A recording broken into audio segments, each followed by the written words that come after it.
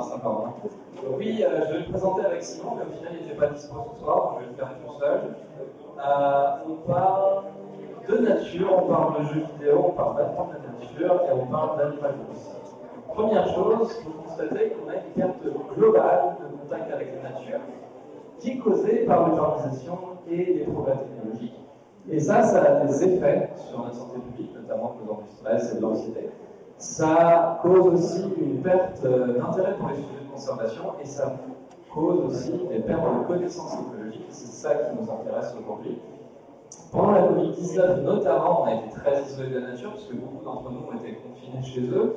Ça a eu comme effet de l'ennui, de l'anxiété, de l'isolement. Et à ça, on a cherché à y pallier en regardant des documentaires animaliers, en faisant du jardinage pour ceux qui pouvaient. Et pour d'autres, ils ont fait des activités en ligne, notamment les réseaux sociaux, et des jeux vidéo. Et les jeux vidéo, c'est quelque chose qui est très important dans nos foyers, puisque 91% des jeunes de moins de 17 ans ont des jeux vidéo à la maison aux États-Unis. Et ces jeux vidéo-là, ils sont vus de deux manières très opposées. Donc, ils peuvent avoir des effets très intéressants en tant que thérapie, pour faire bien-être, pour faire rencontre, entre autres, mais sont aussi suspectés de causer de la violence, des insomnies, des pertes d'attention, des désintéressements sociales, et ces effets négatifs-là, dans nos médias, ils sont surreprésentés. Et pendant le confinement, on entendait beaucoup ça. On entendait ça à la télé. Et on n'entend rien parce qu'il n'y a pas le son. C'est pas grave, je vais faire l'oral. Donc en fait, c'est un. Ouais. Donc c'était un directeur de la recherche médicale en France qui expliquait qu'il n'y avait pas de transfert de connaissances, il n'y avait pas de transfert de compétences dans le jeu vidéo vers les enfants et qu'il y avait un gros risque de les rendre accros à ces jeux vidéo. Et ces choses-là ne sont pas démontrées par la science, c'est embêtant quand c'est quelqu'un qui représente l'autorité scientifique et qui apparaît dans les médias. Du coup, je vais vous parler maintenant d'Animal Crossing. Animal Crossing, qu'est-ce que c'est? C'est un jeu vidéo, sans blague. C'est un simulateur de vie, une espèce de jardin secret dans lequel le joueur peut modifier son environnement à sa convenance, il peut se balader dedans, il peut faire toutes les activités qu'il veut, c'est un jeu de bac à sable, comme ça. Et à l'intérieur, il y a aussi un musée dans lequel on peut amener toutes les espèces qu'on va capturer dans notre environnement, et on a un conservateur qui va nous donner des petites anecdotes sur ces espèces-là, et il y a aussi un système de revente, donc on va revendre des animaux comme ça qu'on va capturer contre de l'argent pour rembourser le crédit de notre maison. Et Animal Crossing, c'est aussi important en termes de biodiversité, puisqu'on a 80 espèces de poissons, plus 40 espèces sous-marines qu'on peut récupérer en faisant de la plongée. On a 35 espèces, entre guillemets, fossiles, qu'on va récupérer en creusant le sol, qu'on peut récupérer en plusieurs parties, c'est 73, parce qu'on peut avoir la tête, le bras, le cou, ce genre de choses. Il y a 80 espèces d'insectes, entre guillemets, aussi, parce que c'est un peu plus large, ça comprend aussi les arachnides, les espèces rampantes et volantes. Et plus de 30 espèces de fleurs. Pourquoi? Parce que ça comprend aussi beaucoup de variétés. On a des roses, oui, on a des rouges, des jaunes, des roses, des blanches, etc. Beaucoup d'espèces d'arbres fruitiers aussi, comme vous voyez ici, et des mauvaises herbes de plusieurs apparences. Mais ça manque aussi parfois un petit peu de réalisme, comme vous pouvez le voir. Ça nous arrive de capturer des requins-baleines avec une canne en bambou, ce qui est peu banal chez nous. Mais ça a quand même eu du succès, puisque plus de 20 millions de ventes ont été réalisées pour ce jeu vidéo pendant le seul confinement.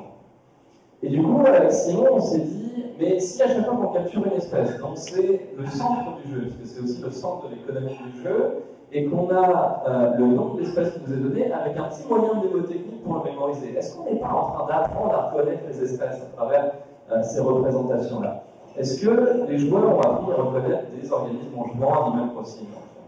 Donc du coup, pour ça, on a monté un petit quiz qu'on avait mis en ligne à l'époque, auquel 200 participants avaient répondu en à peu près 2 semaines.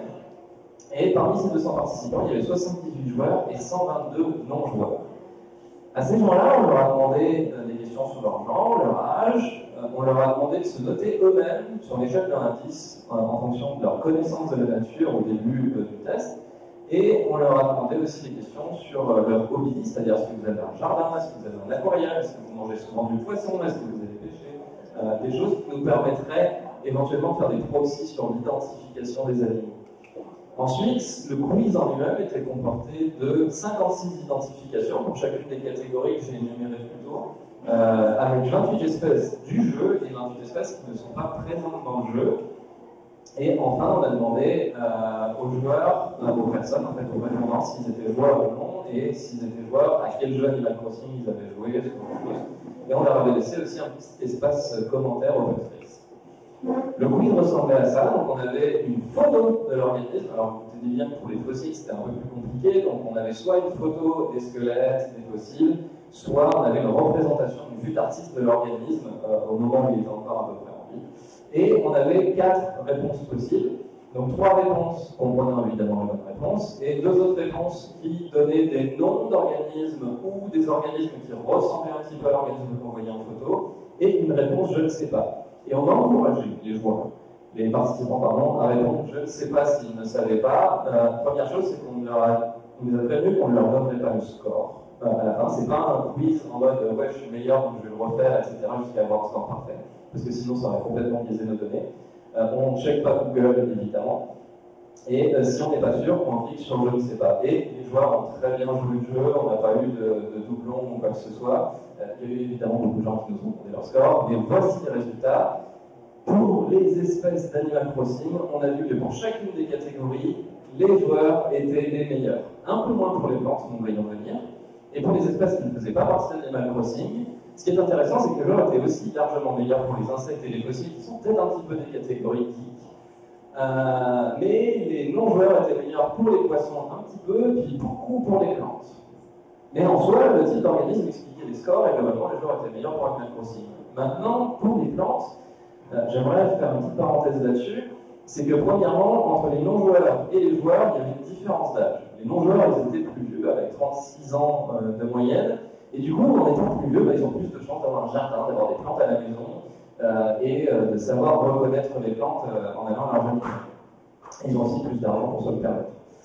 Tandis qu'en face, pour ce qui est des joueurs, dans le jeu, les plantes sont un décor. Et ça a un nom. Ça s'appelle le phénomène de plant blindness. C'est-à-dire qu'on utilise les plantes en termes de décor, on les utilise pour faire quelque chose de joli, mais on ne les intègre pas réellement au gameplay du jeu.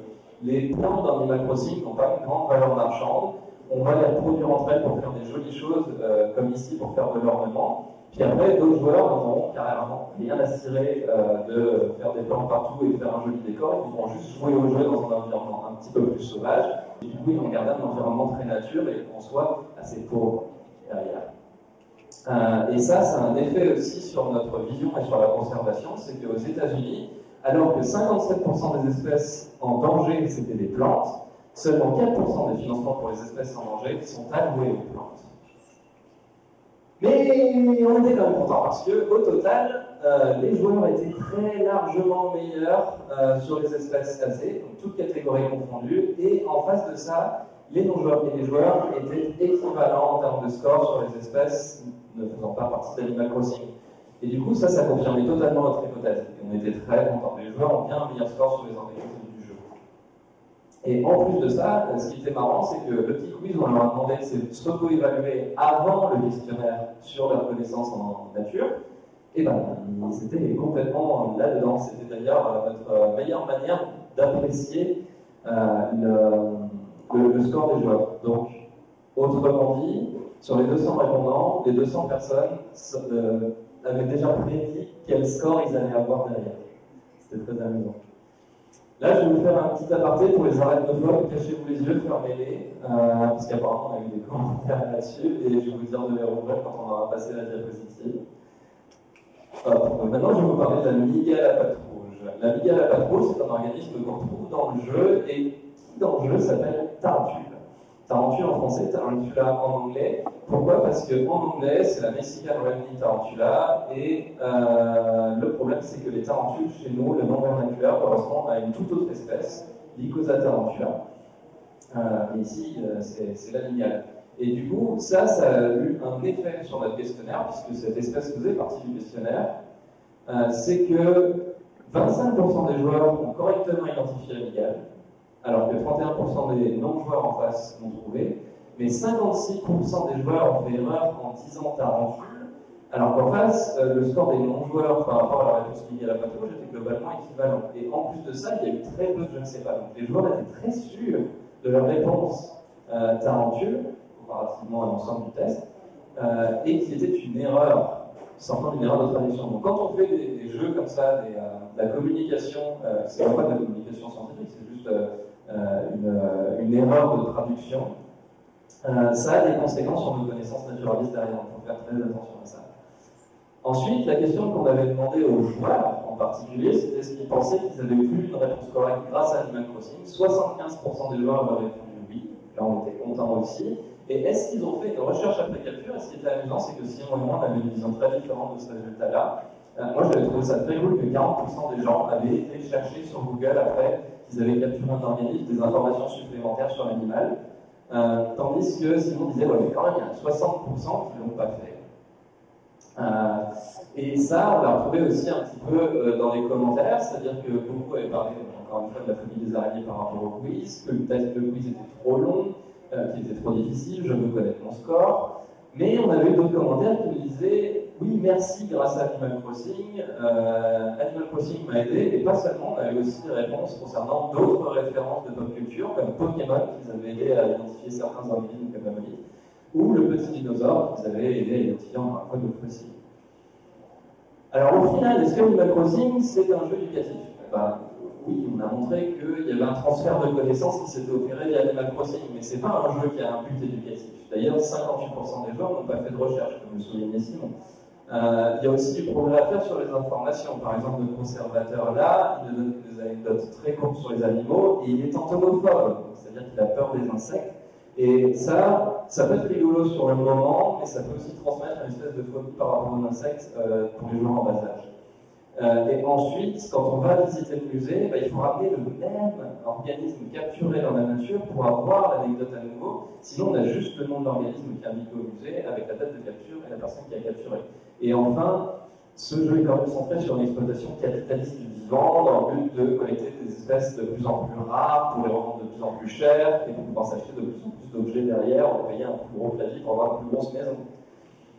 Cependant, on trouve aussi des trucs qui sont intéressants au niveau de la gamification. La gamification, c'est quoi? C'est l'utilisation du jeu vidéo, des codes du jeu vidéo, pour augmenter l'intérêt pour quelque chose. Et pour ça, il y a Seek, cette application qui permet d'identifier la nature à l'aide de notre appareil photo. On va se balader comme ça, puis selon l'angle, etc., il va pouvoir dire, ok, ça, ce papillon-là que tu vois sur cette fleur, c'est un monarque. Et le monarque, tu l'as observé à telle date, à tel endroit, il va te donner des informations sur la condition de s'il est endémique ou pas, c'est-à-dire s'il habite dans l'environnement dans lequel tu es, et son état de conservation. Et en plus de ça, quand tu vas observer des espèces, tu vas gagner des petits badges, comme dans Pokémon Go. Tu vas aussi avoir des concours d'observation dans lesquels tu vas pouvoir avoir des scores, débloquer des trucs, etc. Donc ça, c'est l'utilisation de l'outil jeu vidéo pour augmenter l'intérêt et encourager les gens à faire plus d'identification. Et ces identifications-là, qui sont ensuite déposées sur une base de données naturalistes, qui peuvent être utilisées par les chercheurs derrière pour connaître les espèces, leurs déplacements, où est-ce qu'on peut les observer, ce genre de choses. Il y a beaucoup d'études, de plus en plus, qui se centrent sur l'utilisation du jeu vidéo et l'importance de reconnaître les espèces aussi, jusqu'à notre étude ici, celle de vos serviteurs. Et dernièrement, on a eu aussi cette étude-là qui était sortie, de Skarstein et Skarstein, qui montrait que les compétences d'identification, les compétences d'identification des enfants étaient importantes puisque c'était ce qui leur permettait aussi d'augmenter leur kinship, c'est-à-dire leur attention, leur affection par rapport à certaines espèces, et au final, comment espérer conserver ce que l'on ne reconnaît pas. Merci à tous.